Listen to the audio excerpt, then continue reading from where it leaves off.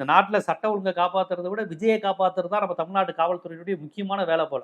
அவங்க என்னென்ன சொல்லியிருக்காரு பாருங்க. எனக்கு தெரிஞ்சு இதெல்லாம் சென்னையிலிருந்து தனி விமானம் மூலம் திருச்சி செல்லும் நடிகர் விஜய்க்கு திருச்சி விமான விமானத்திலிருந்து தனது வாகனத்திற்கு போக தனி வழி, மேலும் விமான நிலையத்திற்குள் தொண்டர்கள் ரசிகர்களுக்கு தடை, கூட்டம் வரவே கூடாது. அவர் பிளைட்ல இருந்து இறங்கி அவர் வர்றதுக்கு தனியா நடந்து வரணும், வேற எவனும் பக்கத்துல இருக்கக்கூடாது, விஜய் பக்கத்துல ஒருத்தர் கூடாது. அவருக்குன்னு தனி இதை இந்த ஒன்றிய அரசு, மாநில அரசு, காவல்துறை, என்ஜிஓக்கள் எல்லாரும் சேர்ந்து முயற்சி செஞ்சு எவ்வளவு செலவானாலும் அவர் வர்றப்ப யாரும் போகக்கூடாது. தலைவர் விஜய் போறாருன்னா திருச்சிக்கு எவனும் போகக்கூடாது. ஆமா, நான் திருச்சி போறப்ப எவனும் போகக்கூடாது. ஏன்னா அவர் போறாரு. எதுக்கு போறாரு? 41 பேர் செத்து போனது போறாரு. ஏன் 41 பேர் செத்தாங்க? இவர் கூட்டத்துல செத்தாங்க.